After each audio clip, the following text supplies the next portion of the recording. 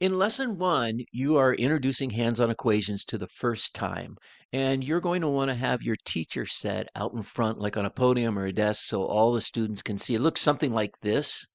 The students, on the other hand, are going to have these orange cards, and this is a typical setup for your first couple of lessons. You do not want to have this out when you're introducing the hands-on equations for the first time. So the first thing you're going to want to do is show them your teacher balance scale, and you want to ask the question, what is a balance scale? And you want the students to go in detail, what does it look like? What is it used for? And have them talk that through. And then they should ask the question, what does it look like if things aren't balanced, right? And have someone say, well, it would tip. And then you can have the conversation, is this a real balance scale? And like, no, it's not, because it doesn't move. But we're going to use it to represent a real balance scale, and that's how we're going to solve our equations. So let's take a look at the first equation that you're going to show them on your worksheet. 2a equals 10. They don't actually need to see this, and instead what you're going to do is you're going to put two blue pawns on one side, your 2a's, and on the other side you're going to put a 10.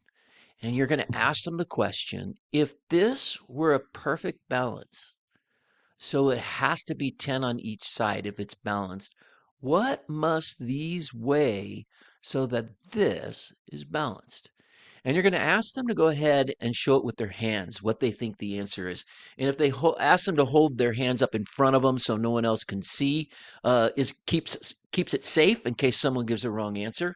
And then as you look around everyone, pick someone who has the right answer and ask them, hey, how did you get a 5? What makes you think that's the correct answer? And what you're looking for is someone to say, well, 5 plus 5 equals 10, and that would give me 10 on both sides, and so it must be balanced. That's what it looks like when you're introducing the hands-on equations. So let's take a look at the next problem. What are you going to set up? You're going to set up a 9 on one side, and on the other side, you're going to have 1b and a 2. And again, you just ask the students to show with their hands, what do you think this must equal so that I have a balanced scale? And of course, at some point, someone will say that show a 7 in front of them, and you're again have them explain to you why you think 7 is correct. And you're going to want to hear, well, 7 plus 2 is 9, and so I have 9 on both sides. Let's take a look at one more and finish off lesson one. So in this one, it gets a little harder. You have a 3 and 2 C's on one side and a 7 on the other. And if a student is struggling with this, I often tell them, well, just guess, like just throw a number in there. And so let's say we put a 3 in here, right? If those are both 3's, 3, 4, 5, 6, 7, 8, 9, no, that doesn't work. And that's the guess and check behind it. Let's try a 1. 3 plus 1 is 4, plus 1 is 5. No, that doesn't work. Let's try a 2. 3 plus 2 is 5, plus 2 more is 7. So that's it.